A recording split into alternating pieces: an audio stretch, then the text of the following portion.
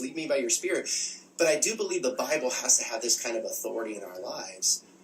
As much as it brings us salvation, it can also bring us condemnation, depending on what we do with it. Without speaking bad about anybody, in my last sermon, I taught on 2 Corinthians 9, verse 7, and really went into the Greek definitions of the word reluctant or compulsion, and talking about giving. And, of course, reluctant can be translated in some English translation as regret, but the Greek is sorrow or grief, and so you're just kind of down that you parted with your money. Compulsion, on the other hand, could be given based on needs or necessity, or even pressure. And that's actually how some of the translations translate it, whether it be King James or the New Living Translation, but it is the Greek.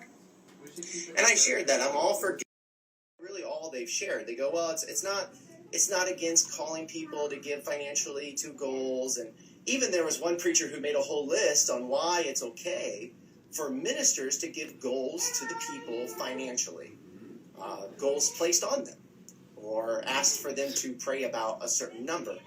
And in this list, the first reason why it was okay for leaders to give goals was Hebrews 13. That says, obey your leaders and submit to their authority. So you have the very first stance of, it's okay for us to ask people because you need to obey your leaders. But then later in the list it says, but you're free to make your own goal. Well, how could that be if a leader's asking you to give a set amount and you need to obey your leaders, but then you're free to give your own goal? Is that not an oxymoron?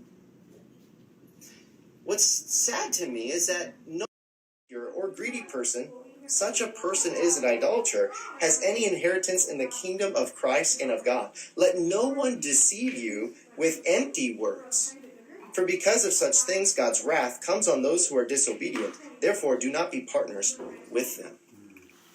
A lot of times I've heard this scripture, or even preached this scripture, when it had to deal with, a hint of impurity or immorality or these types of things. But it was really hard to look at it and say, well, greed is in here. The Greek word for greed actually can be translated as extortion. And extortion or greediness is to wring something like money or information from a person by either violence, intimidation, abuse of authority, force, torture, threat, or the like. And when it says that there shouldn't be a hint of